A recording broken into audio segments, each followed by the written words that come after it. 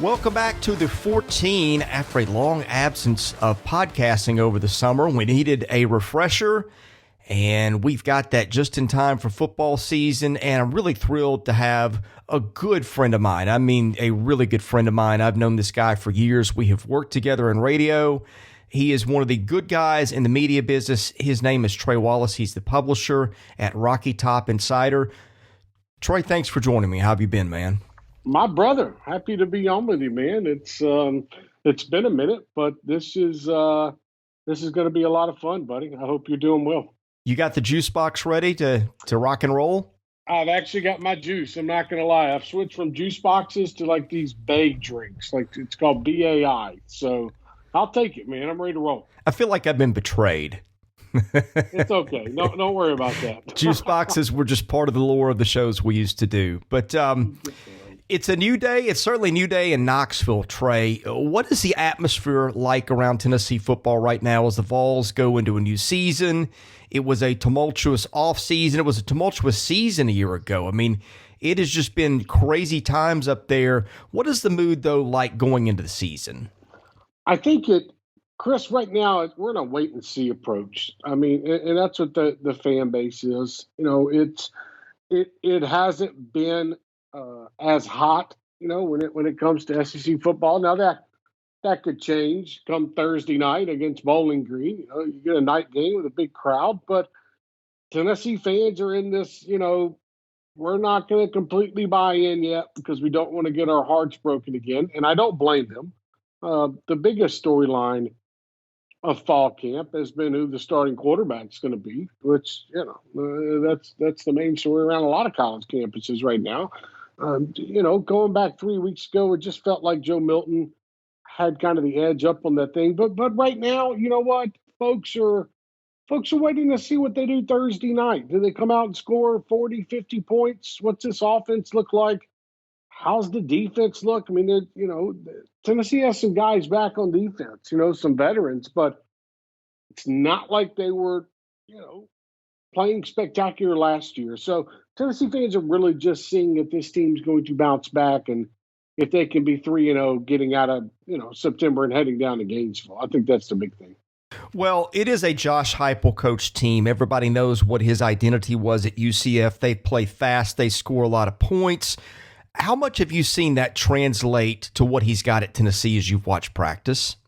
I think the way that they're going, the speed at which they're going, the routes and the scheme that they've installed here at Tennessee, that part is going to be interesting to me with the players that they currently have on the roster. I mean, I think, you know, Jalen Hyatt is a name I think people in SEC country will know. Velus Jones Jr., you know, former Mississippi State wide receiver Javante Payton at that wide receiver spot. You know, then they got Cedric Tillman as a starter. So look, I think that what he has tried to install in the spring, over the summer, into fall, it's this high up tempo, and that's where I get concerned with how the defense is going to play in this situation, because you don't want the defense on the field every 2 minutes, every 3 minutes. You know, so Tennessee's got to have some sustained drives. They got to switch it up a little bit than what Josh is used to. Now, you don't want to take points off the board. You want to go grab all the points you can, but you also can't be putting Tim Banks and that defense in bad positions. And, you know, that's something that I think is going to be a little bit different compared to his previous stops. But as of right now, I think this offense, and talking with folks, has picked this thing up pretty well. And I guess we won't fully see till Thursday night. But in talking with people, they feel pretty comfortable where they're at right now. We'll talk defense in a minute, but let's talk about Joe Milton, because Trey, he was one of at least 3 candidates to win that job. They had a transfer from Virginia Tech also, and they had Harrison Bailey, who's the holdover, I think was a lot of people's popular favorite maybe among that fan base to win the job. But what did Joe Milton do to win that job, and did he win it as much as maybe other guys lost it? How would you put that as you have seen it play out in practice? I think he picked up the offensive scheme they were more comfortable. I'll put it to you this way. They were more comfortable with Joe Milton right now in the offensive scheme that they have going on. His ability to get the ball down the field, his ability to hit that 15-yard slant with accuracy, his physical attributes, which Josh Heupel talked about in his press conference. This is a big dude. I mean, this is 6'5", 240-pound, 235-pound quarterback who can also run the football. I mean, he can do, just from a physical standpoint, he brings a little bit more to the table. But I will say this: Hendon Hooker put up one heck of a fight in fall camp for that starting position. But right now, I just feel like they're in a spot where they feel comfortable with Joe. He was here. A lot of people, they say, okay, he wasn't here for the spring, but a lot of people don't realize that he was already living in Knoxville, before spring practice started. So he's been able to get down. I know he wasn't able to practice in the spring, but he's been able to learn this offense and break it down for almost 5-6 months now. So, I think that, I don't want to say it gave him a leg up in any sense because he missed spring practice, but I think when you have a quarterback like Harrison Bailey, who's not really fit for this type of offense, in my opinion, getting out, having to scramble if need be, being that buster down the field, that's where Hendon and Joe Milton come into the picture. So it'll be interesting. Josh Heupel did not name any kind of backup. He's leaving that at the or spot that coaches like to use. But I think they're really impressed with Joe Milton's arm and his ability to scramble, get outside the pocket, and gain that extra 4 to 5 yards just by putting the shoulder pads down, Chris. Yeah, he ran the ball pretty well at Michigan at times. He had a 3-touchdown rushing game last year. How much will design runs be part of what they ask him to do? I think you're going to see a lot of it. I think you're going to see a lot of speed option as well. Them coming out of the backfield, seeing how that works. Joe Milton trying to get up and down the field. And that's where I also thought Hendon Hooker would have a nice edge, too, being able to run this. He did a little bit of that at Virginia Tech under, Fuente when he was there. They're going to run the ball with the quarterback. I think if you look at the UCF offense that was run last year, I think that, I don't know, I'm trying to remember back when Drew Lock was the quarterback and Josh Heupel was there, but, he's run that pistol offense a lot as well. And I think you're going to see them try to get outside the tackle and run that speed option and see if that works. So I think that plays into a big factor of what Tennessee's going to try to do on offense, because it's also going to try to suck in the defense and get them to bait where they can stretch them out downfield. How much better do you think they'll be offensively? I mean, that was a team that really struggled most of the year, but there's some talent around there. May not be headline names that people know across the league, but Tennessee's recruited well. I know they lost some kids to the portal, but there's still some talent available. How good is the cast of characters around him? I think they're pretty darn decent for an SEC caliber. I mean, like I said earlier, you've got Velus Jones returning. He's going to be somebody you can count on down the field, across the middle. Javante Payton has a lot of speed. Jalen Hyatt going to be a speedster. If they put him at that slot position, he's somebody that can stretch the field, 6'4" type of guy. He's got the height. Cedric Tillman, he is 6'3", 215.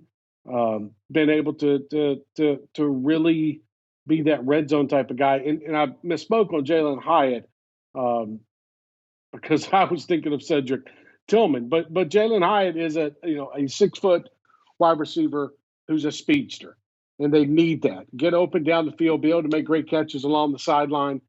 I can't think of who he kind of reminds me of right now in the past at Tennessee, but he's somebody that they can rely on. If they can get Jimmy Callaway going, that'd be another big one for them on offense. But then you look at the running back situation, Chris, Tyon Evans, Jabari Small. I think Tyon Evans is going to have a really nice year for Tennessee. He's a JUCO product. He reminds me of kind of like Ray Rice in a weird way. He's sitting at 5'11", 220. He's a bruiser, but he's fast. He can get down the field. I think with Jabari Small, you get, and I hate to make this comparison, but I'm going to have to make it, you get the Alvin Kamara type of role at Tennessee with Jabari Small, where you get him out of space, float him out of the backfield, get him in motion, something like that, But then also, if you need to run the pistol, get the outside zone, he's that type of speedster. And they'll have a freshman in Jalen Wright, who I think is the fastest running back on the football team. So they've got talent, and even at the tight end spot, they've got Jacob Warren, who's a 6'6" tight end, 246 pounds. He's going to be he's going to be the one that gets down the field, stretches the field across the middle, catches balls. I think Princeton Fant, I think people are familiar with him in the SEC a little bit. He's going to be more of your blocking type of tight end, but he can also catch as well. So, look, just playmaker wise, and not talking about the offensive line, I think Tennessee has enough playmakers to be okay. They can't afford any injuries. That's the big thing. If something goes down or a wide receiver goes down, something along those lines, that's where they're going to be in a little bit of trouble. But as we sit right now, before the first game of the year, I think this offense is, 10 times better than what they had last year. I mean, it really is. And you don't have the wide receivers having to worry about who the quarterback is, and the running backs having to worry, the offensive line. You know who your guy is right now. And I think that they have two quarterbacks behind Milton that can get the job done if need be too. So I like where Tennessee's at offensively. Well, obviously, it was an abrupt shift in direction when they changed coaches because Jeremy Pruitt was a defensive guy. Generally speaking, defensive-minded coaches like to put their better talent on that side of the ball. That's where they focus their attention. So naturally, I think his bread was buttered on that side. And the defense had shown some things at times, and then last year the bottom fell out. They give up 30 points a game. Of course, as we mentioned, they lost some guys to the transfer portal, including their best linebacker to Alabama, but still some guys left. Alontae Taylor, one that comes to mind for sure. Trey, I just want to ask you, where are they? Because Heupel's defense has struggled. Tennessee, again, lost some players. But is there enough talent left over for them to be still pretty good on that side of the ball, given the way they recruited? Look, I think the secondary is going to be okay. I think when you have Alontae on one side, Warren Burrell on the other, then you've got, Brandon Turnage, who's a transfer from Alabama, that can run with the twos if need be, or or get on the field a lot. And then you have Theo Jackson that could run the star position, nickel. And then at the safety spot, I think they're going to be fine. I think Jalen McCullough, and Trayvon Flowers can be playmakers for Tennessee back in that safety spot. A lot of times last year they got beat because these guys weren't ready on defense. They weren't set. I mean, and a lot of times that killed them. I mean, I can't tell you how many times last year Henry To'oTo'o was having to line up, Kavaris Crouch and Jeremy Banks, get them set, and then having to focus on the play that was in front of him. So it kind of took time. So, that's what was big when Tennessee went out and got Juwan Mitchell from Texas at linebacker, an experienced guy, a leading tackler for the Longhorns last year, somebody that knows this defensive system. Now, the terminology is going to change, like Josh Heupel was talking about, but they can be the leaders that they need at that spot. And I think Jeremy Banks is the type of guy. Look, he's not some all-star linebacker, but he's a headhunter. He's a go-getter. He's somebody that's going to attack the ball. Something you have to watch with Jeremy Banks is not letting him slip up and get beat on a slant, something along those lines. He had to get better at that, and from folks I've spoken with, he has at that linebacker spot. So they can't afford. It's the same thing with wide receivers. They can't afford any injuries, because if they do, Solon Page is backing up Jeremy Banks. Solon Page from a walk-on, and then you've got Aaron Beasley backing up Juwan Mitchell. So they don't have a lot of depth at that spot right now. I think when you look at the defensive line, you've got a veteran like Matthew Butler back. You've got a veteran like Latrell Bumpus back, who messed up his leg last year, but he's back. He's fully healthy. You've got Elijah Simmons, who's 6'2", 350 pounds, going to play, that nose position, defensive tackle type spot. And then, you've got Dejon Terry from Kansas, the transfer. He's 6'4", 325. He's been a beast during fall camp. And I think personally, if they can get the most out of Tyler Barron off the edge and Byron Young, a JUCO transfer, then this defense could be surprisingly decent. But the problem is depth. if you get in a situation where you're having to rotate these guys out and you're having to get to your third string defensive line, that's where Tennessee's going to run into problems. So I look at this and think, okay, if they can, if their stamina stays up, if they're okay, if they're getting the 3 to 4 minute breaks they need, 5 minute breaks they need from the offense having sustained drives, then okay, this defense could be decent. I think they're going to be better than last year. And that's hard to say because okay, they lost Henry Toa and they lost Crouch, but Kavarius Crouch last year was kind of lost at that spot, and I think he's done good up at Michigan State. But what I'm getting at, I think they've got the talent at spots. They just don't have a lot of talent behind those spots. And I think that's where that could hurt them because, in the SEC, I mean, if you look down at Alabama or Georgia, they've got 4 to 5 stars backing up their starters.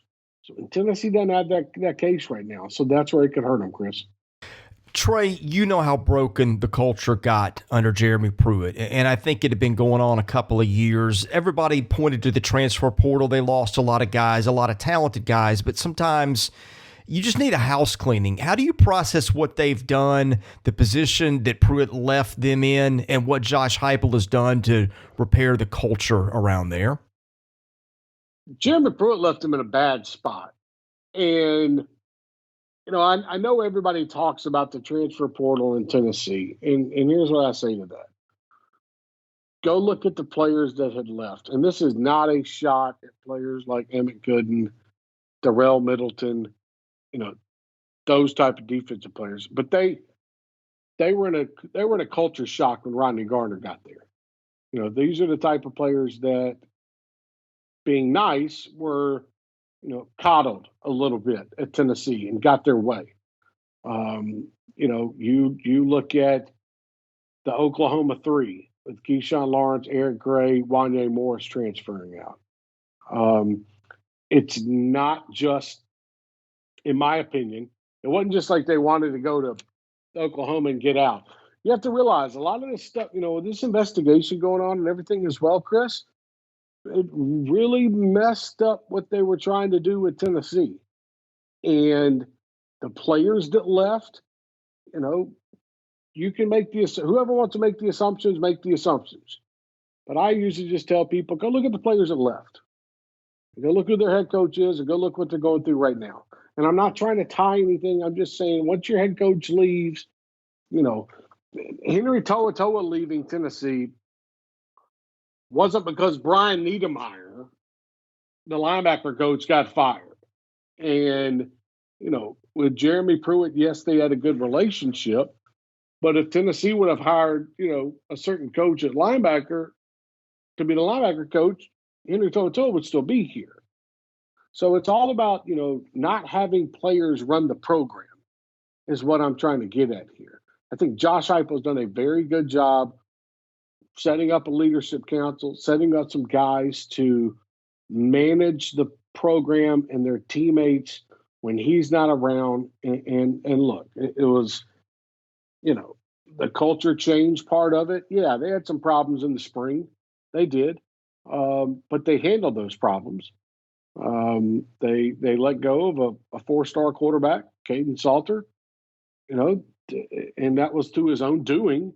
But I think they kind of turned it around a little bit. I think people are trying to buy into this Heupel thing and what they're doing when it comes to they're more relatable to the players. The players don't feel intimidated to talk with their coaches.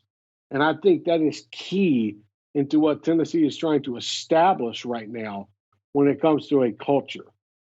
The coaching staff last year were just so out of whack, Chris. And, there was infighting.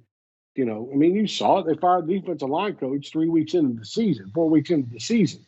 So, just a lot of different things that Josh Heupel has tried to fix. And I think he's doing everything he can to do that. It's just going to take time. And now, we'll see what these coaches are like together on the field, especially on the defensive side. And if they can put something together, maybe Tennessee can surprise some folks this year and get 7 wins something along those lines. But I think Josh Heupel's done a really good job of trying to set the tone that this is different. This is not what you've gone through the last couple of years, and he's going to try to be the guy that these players can at least come to and not feel like they're talking to a wall is the best way to put it. Well, Trey, you know that culture better than anybody. You lapped the field in terms of being on top of the investigation story. So you had done your diligence. You know that situation better than anybody. Here's what I want to ask now, though. Just the landscape of the NCAA has shifted in so many different directions just since the end of last season. You have name, image, and likeness. You heard Nick Saban say that Bryce Young had already earned about $1 million on that, before he's even taken a start at Alabama. So, good and well, players were getting paid before at other places. They're going to get paid now. More legally, I guess, the NCAA has tried to put a fence around this as a recruiting inducement. Best of luck to you, NCAA, as you do that. But here's what I want to ask, okay? Okay. Tennessee, the main thing against the Vols was cash to players, right? That is now going to be legal in various ways. So it's really weird to me now. You've got Tennessee under investigation because players were allegedly being paid. That's now going to be legal. How does that affect the direction of the investigation? How does that affect things? Let's say the NCAA wants to stick it to Tennessee and has the guns, but now under the current landscape where people aren't opposed to players getting paid, how does public opinion shape what they do? To me, it's a fascinating situation given what the NCAA has on Tennessee and given the way this is going with players now legally able to take money under different avenues. And, oh, by the way, everybody knows kids in SEC schools were getting paid most places anyway. Okay, well, okay. I understand what you're saying in that argument. And don't forget, this investigation also gets around hosting players when they shouldn't have been on campus, paying for hotel rooms for unofficial visitors, paying for setups, for them when they get here. Yes, impermissible benefits are a part of this. There's a lot involved in this. They went back to Jeremy Pruitt's last month on the job at Alabama during this investigation. I'll say this. The NCAA still has rules that you can't go drop bags off at high schools. The NCAA still has rules that you can't just pay a player just straight up from a booster, from an assistant coach, a student assistant, or whoever that might be. Like, I get we have the NIL stuff now, and I get there's legal ways to do it, but it's still illegal to do a certain amount of these things. Like, you can't have a money runner, dropping bags off to certain players. I mean, that's still not illegal. You can't be paying for people to come into town on unofficial visits. You can't be making your analyst on the team do certain things that they don't want to do, but they do anyways to get in the good graces of the coach. And I'm trying to keep my words as good as possible because this is, quote, alleged that it happened, unquote, whatever. But it's still illegal. Like, yeah, you can go sign an NIL deal and they'll pay you $15,000. Like, let's take, for instance, that TexAgs.com, where they highly publicize this. So we're not speaking out of turn here. They paid a player, like $15,000 right before SEC Media Days to come on and talk, on the show. Okay, that stuff's legal. That stuff's fine. But, Chris, if I was working at the University of Tennessee, it would be very, very, very illegal for me to get in the car, get a bag of cash, and go drop it off somewhere. Like, so there's a fine line between, and a lot of people try to make that point. And I understand it. I get it. Trust me, I get it. That we've got these new NIL rules now and they're already, they're technically paying players anyways. Well, the university's not paying the players. These businesses are paying the players, which, okay, then somebody could come back and say, well, that's a booster. Okay, that's fine. But there's a big difference between coaches and assistant coaches and student assistants and GAs setting up payments and doing stuff on campus that's illegal than what the NIL is right now, Chris.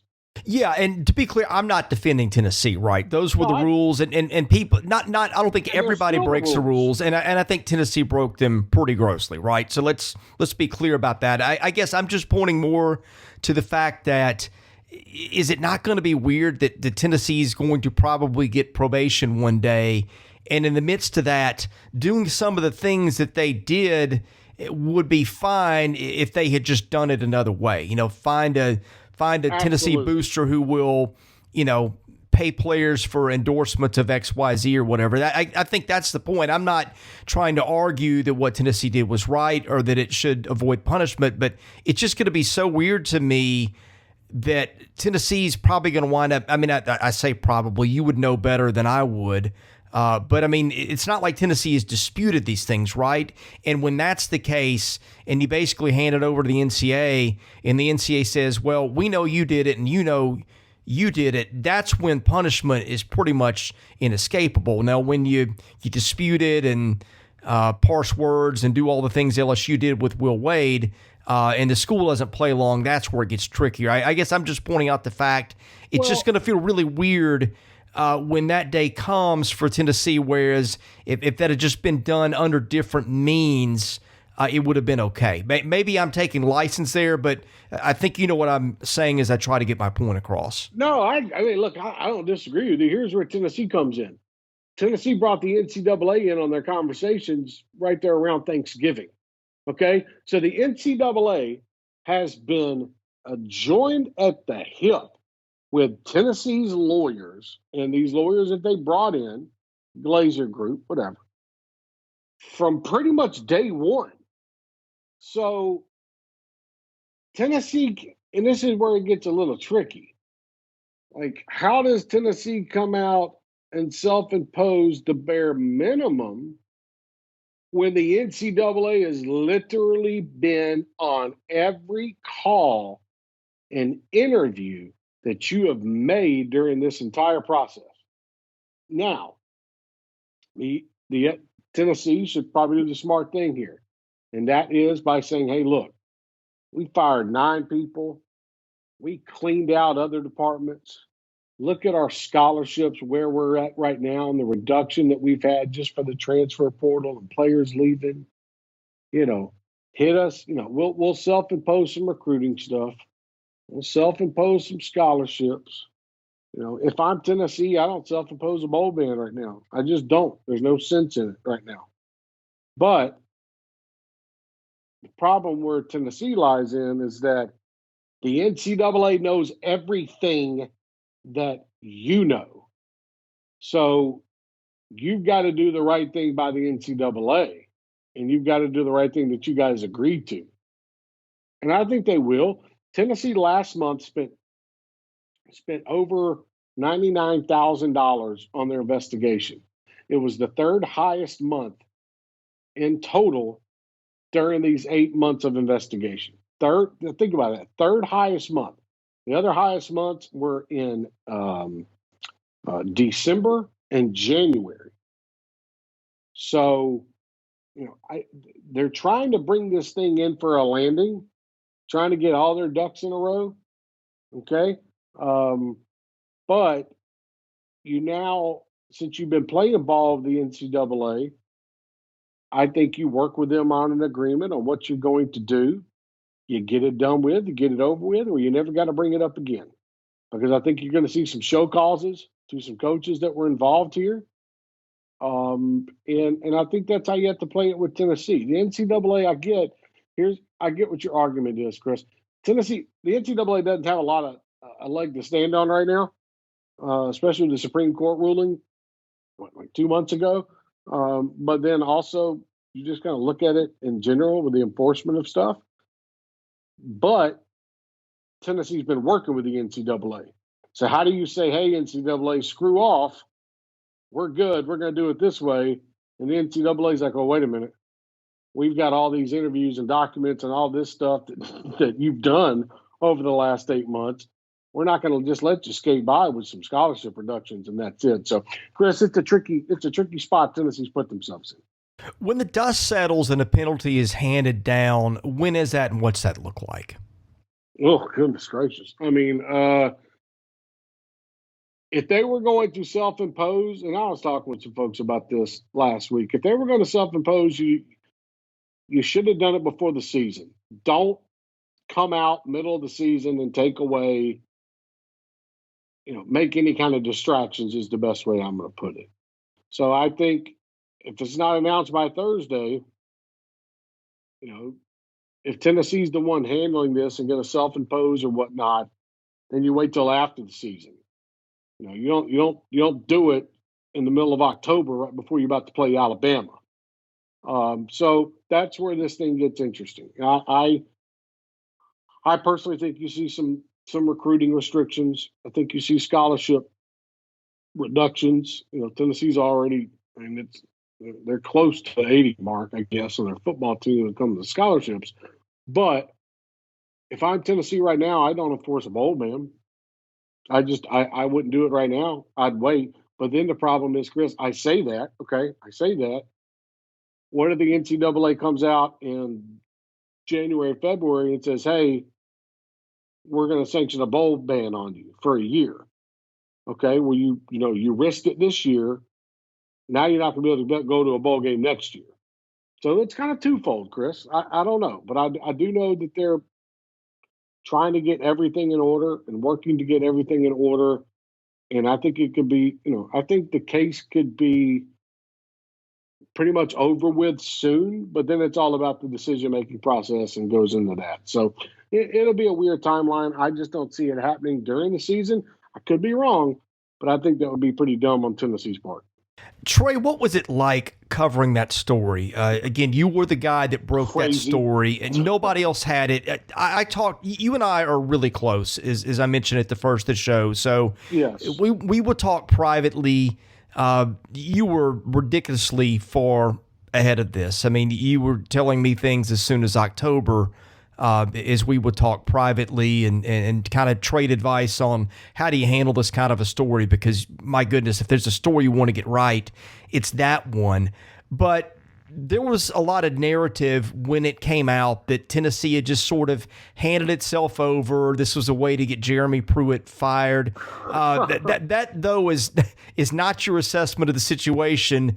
And given what you knew and when you knew it and how you pieced it together, which, by the way, you were not really hand-fed that story on a platter as much as you picked up on something here, and here, and said, hey, wait a minute, something's going on, and you're able to tie those ends together. That was really brilliant detective work on your part, more so than it was the school handing you the story on a platter. That never happened. What was it like to go through all that you went through a year ago? You know what? It reminded me of the Florida Gators story that I did, I don't know, was it 4 years ago? I think it was the credit card fraud story. 4 years ago, where it's like, okay, you kind of come out of nowhere. And this is not self-gloating. I remember having conversations with you about this investigation in October. And this was before the investigation started. So having conversations about, hey man, look, I've talked to 5 people. There's some stuff going on here. And then all of a sudden, about a week before Thanksgiving, I remember having a conversation with you about everything. There was only 3 people that knew that I was digging. And one of them was you. And the other one was another good friend of mine here in town.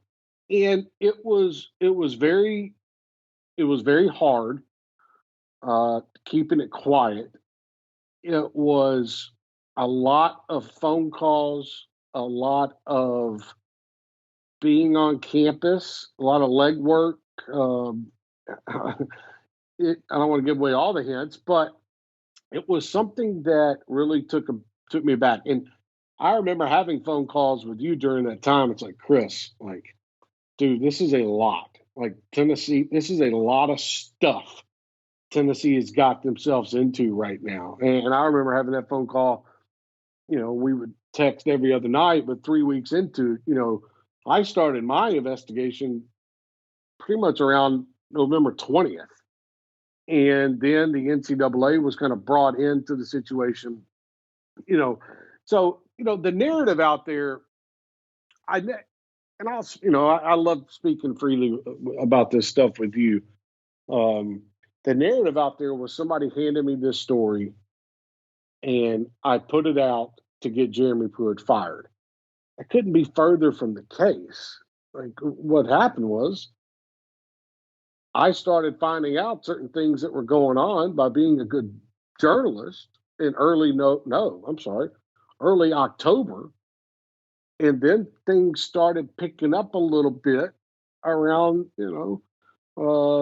around the time Amaris Mims starts making some overtures, and I'm not, I'm just using his name because he was in ESPN's report. And then that whole month of October, and then November, and then all of a sudden it went into overdrive, where for 6 weeks, from the middle of November, pretty much the middle towards the end of December, it was nonstop. Maybe 3 hours of sleep a night. You getting crazy text messages from me at midnight, 1 o'clock in the morning, and I didn't. I never had a vendetta or anything against these coaches. Just my job. So when you traveling down to Georgia to talk with folks, or traveling to Birmingham to talk with folks about this, and keeping it on the low, and then we get to the whole masterpiece, which was that week, and I'll explain this to you because it deserves to be explained. So I had come in contact with somebody. COVID was crazy in December. I had come in contact. I wound up not having COVID, but I had to quarantine. Well, it could be at the worst time in the world because my story is pretty much ready to publish. Like I'm done. Like I got everything I need. I didn't need to wait until Friday when the NCAA and Tennessee lawyers were interviewing players on the team. Like I knew that was coming. I was ready to go. So to kind of take you behind the scenes of why the story came out on Saturday at kickoff, and this deserves to be explained because I've taken a lot of slack for it.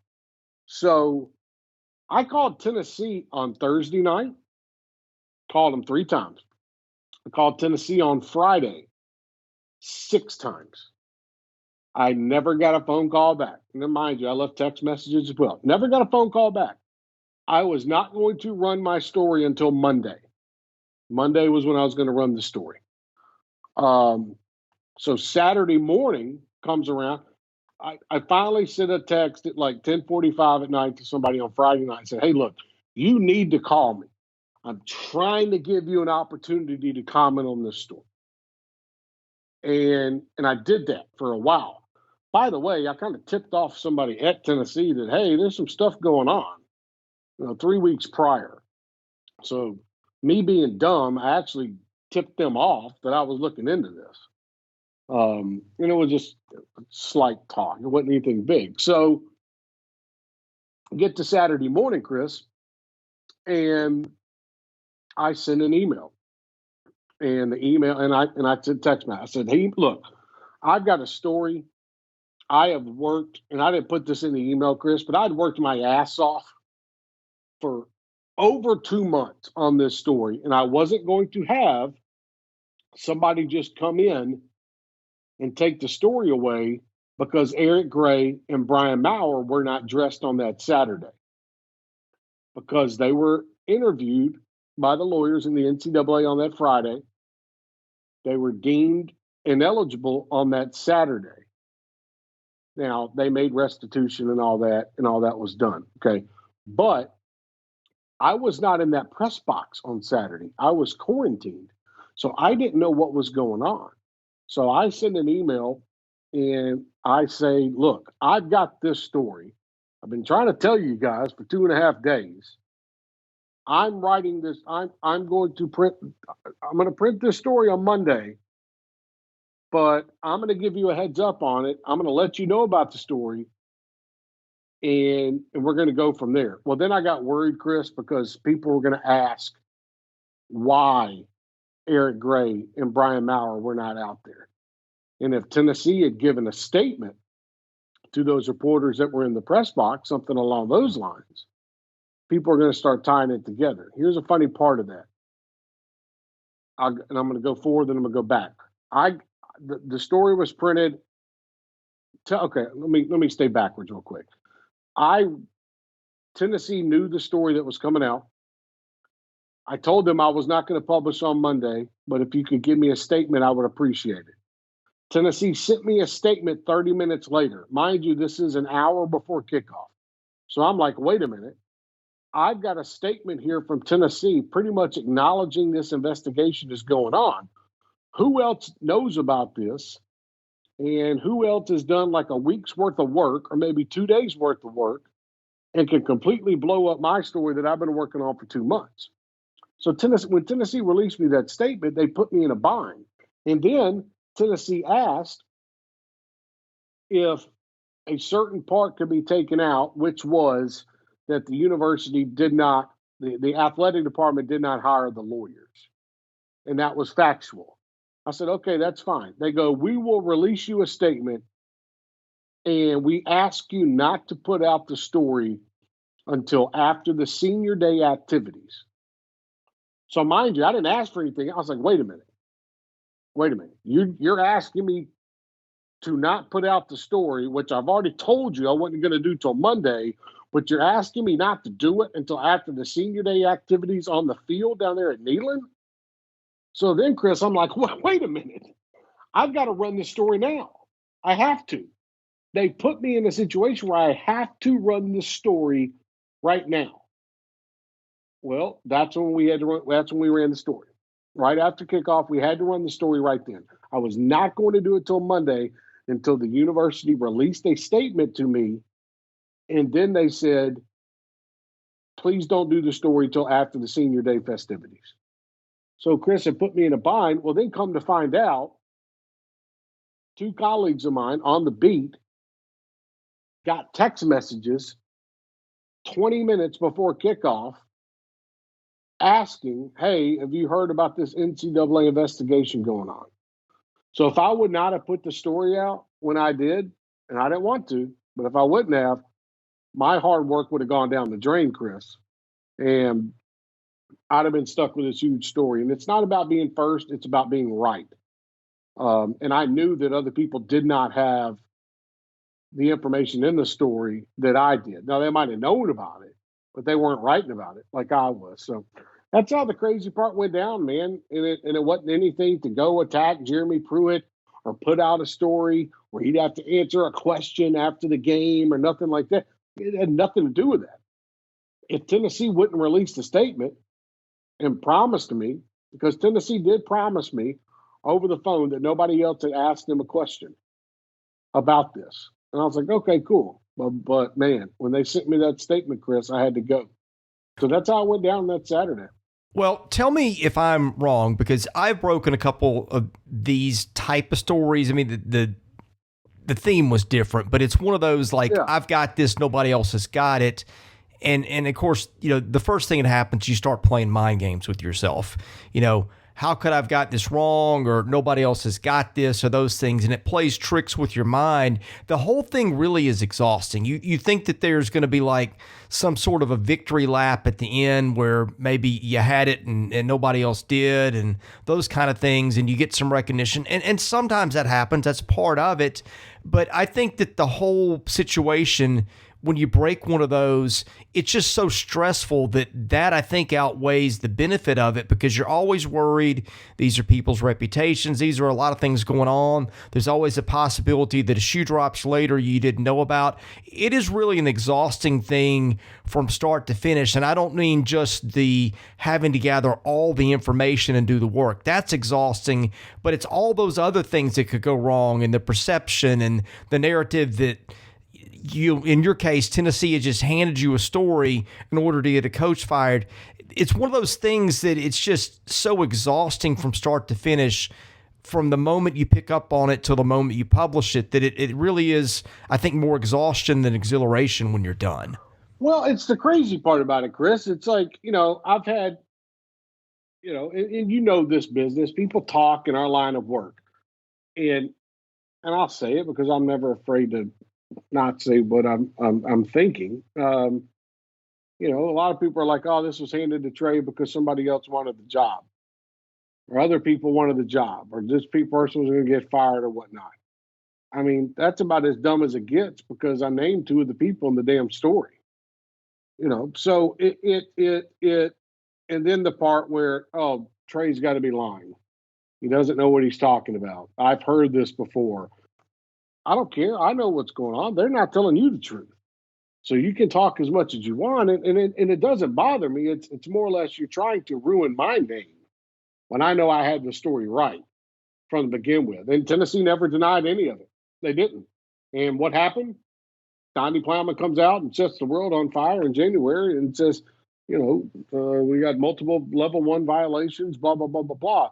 So none of it really bothered me, because, I was talking with you through this whole thing. And that was the big thing to me, is that in this business, we're in a cynical business, okay? And a lot of times, if you don't get a story or something like that, you get agitated. I had one reporter call me when I was at home on Christmas. For 3 days, I took a 3-day break. After all that, I took 3 days, went home for Christmas. I had one reporter call me and say, "Well, I knew about that stuff too." And I'm thinking, okay, well, why the hell did you not write about it then? Why'd you not report it? Why are you calling me to tell me you knew about that stuff? Are you calling me to tell me you knew about that stuff to help your ego? Like, they're just small things, you know what I mean, that are interesting during all of this time. And I have no ill will towards anybody, but it's like, okay, that's your fault if you didn't know, or you didn't want to write about it. So, that's just a business we're in, and it's no big deal. And I think it's funny sometimes. And you know what? There's other stories that people are working on now that I don't know, and there's stories I'm working on now. And journalism is just, it's a tough business to be in.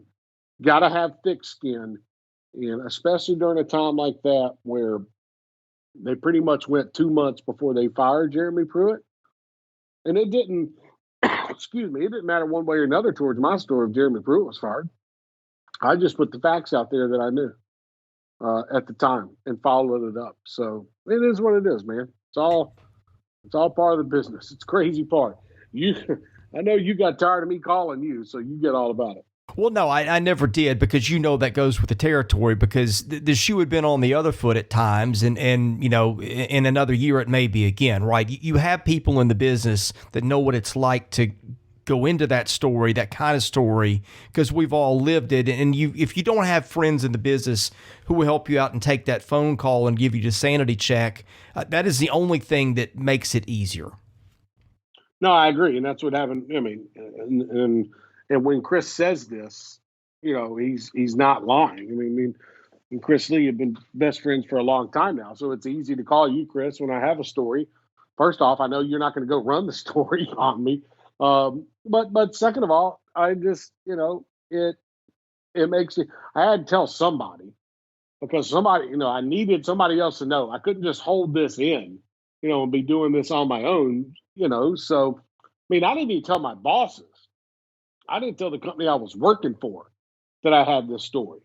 There was only one person that the company I was working for at the time.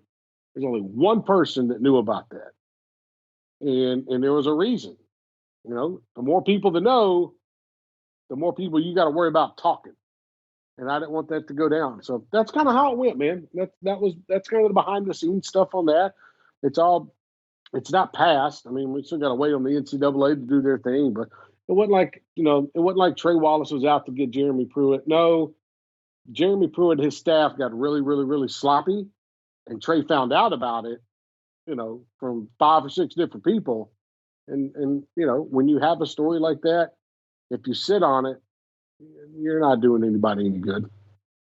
Well, let's end on a lighter note. Thank God we got football to play here soon. I know.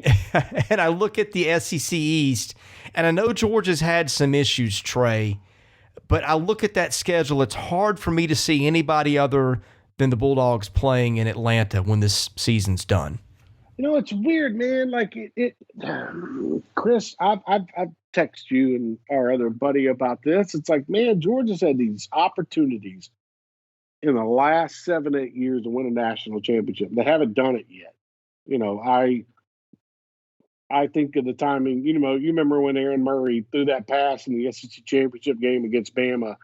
They were at the 5-yard line and the clock ran out on them, and that was an opportunity to get into a title game. Against Bama at the end, with all the talent they've had at running back and quarterback and receiver and offensive line, man, they got to put it together sometime. And I get it, man. Winning a national championship is very hard to do in college football. But I like Georgia's schedule this year. And if they can, if JT Daniels can play up to his potential, I see it being a pretty darn hard time for Florida. Tennessee's not going to keep up with them, but Florida, maybe Kentucky. Kentucky, I think, could put a scare into some folks in the East this year. But I think this is going to be a Georgia versus, I don't know, A&M or Alabama in the SEC title game type of situation. And so they got to take advantage of what they have now. And they got to take advantage of Florida not having Kyle Trask and having Emory Jones. Because, I think Emory Jones is a quarterback that can win 8 games. I don't think he's a quarterback that can take this team to the college football playoff. So, it's time for Georgia to push in all their chips and actually win one of these darn national championships and stop messing around. Because I'm telling you, if they don't do it this year with what they have at quarterback and running back and wide receiver and offensive line, I don't know when they'd ever do it again, Chris. What do you make of Florida, Trey? Because Florida's always got talent. Dan Mullen always wins, but I see lack of discipline show up at times. I see they lost their best 3 offensive players. I saw a defense that under Todd Grantham really underachieved a year ago. And I don't know that the Gators have got name players on defense like they have a lot of years. To me, Florida's a really intriguing team because on one hand, I look at what they've lost and the things that were obviously issues last year, and I have a hard time buying in. And then on the other hand, I look at them and go, well, again, Mullen wins pretty much everywhere he is, and Florida's always got talent and speed. And to me, that's the intriguing team in the East because I don't know where all that settles. I mean, I look at Florida as they got to make sure the quarterback situation is set foot. I mean, think about everything that they lost last year on offense. Can they duplicate that this year? It's going to be pretty tough. I think defensively they lost a lot on defense, but I still think that they have playmakers. Florida seems to always just continue kind of rebuilding in their own type of way. It's not like an Alabama rebuild where it's 5 stars at your 2 deep, 4 stars at your 3 deep, but Florida usually does a pretty good job of kind of bouncing back when the chips are down. But I'm interested this year just because I don't know what to expect out of Emory Jones at quarterback, man. I really don't. So if they can get solid quarterback play, get their running game going, yeah, and I could see 9 wins, something like that for Florida this year. Their schedule's tough. I think the barometer is going to be that 3rd week of the season when the Crimson Tide come to Gainesville. What's this team look like? Because if they get shellacked by Alabama, you could potentially have a 3-0 Tennessee team come into town. And we don't know what Tennessee's offense is going to look like. So what I'm getting at, and I'm not saying they're going to beat Florida or anything like that. I'm just saying Florida's got a tough stretch right there at the end of September, early October. And I think that going to define what they do on the season. So I'm interested to see what Grantham can do, who everybody wanted thrown out of town last year, and how Mullen, can get this offense going again. Before we end, what else stands out to you in the SEC East going into the year? Missouri's quarterback situation. I like Bazelak a lot. I really do. I like Eli Drinkwitz. He's kind of growing on me, I'll be honest with you. I think Kentucky right now, I think that got themselves a running back group. I think they got themselves a pretty decent offensive line. Interested to see what their defense can do. Can Kentucky fight Florida for second in the East? That's where I stand kind of on that. Can that happen? Can they take that step? Fight for number 2. Because you never know what could happen with Georgia. Georgia could drop a game and make things really, really interesting in the SEC East. So, I look at them. Interested to see how Shane Beamer gets things off the ground in Columbia. Can he get decent enough quarterback play and linebacker play to keep them competitive? Vanderbilt, Clark Lee, I like the quarterback situation that they have with Seals. Don't know really like much else about them. Wide receiver seems to be okay. Offensive line, that kind of worries me for them. Then you have Tennessee, which is a crapshoot. You're not going to know what you're going to get to that first game of the year. So lots of variables play into the East this year, but very interested to see what Bazelak can do at Missouri, and then if Kentucky can take a next step this year. It should be fun. I know you will cover it as well as anybody. Tell folks where they can follow you on all your social media, places you write, all those things. Yeah, absolutely. You can follow me at Trey Wallace, Trey Wallace _ on Twitter. You can follow all my work at Rocky Top Insider, covering the SEC, covering the Vols, doing the whole darn thing, Chris. And I appreciate you having me on, my brother. Yeah, always fun, Trey. He's Trey Wallace of Rocky Top Insider. I'm Chris Lee, host at the 14. Thank you for listening. We are just getting started with the podcast during football season. We'll have at least one more to come later this week, so be sure and check that out when we drop it. And thank you for listening to this episode of the 14.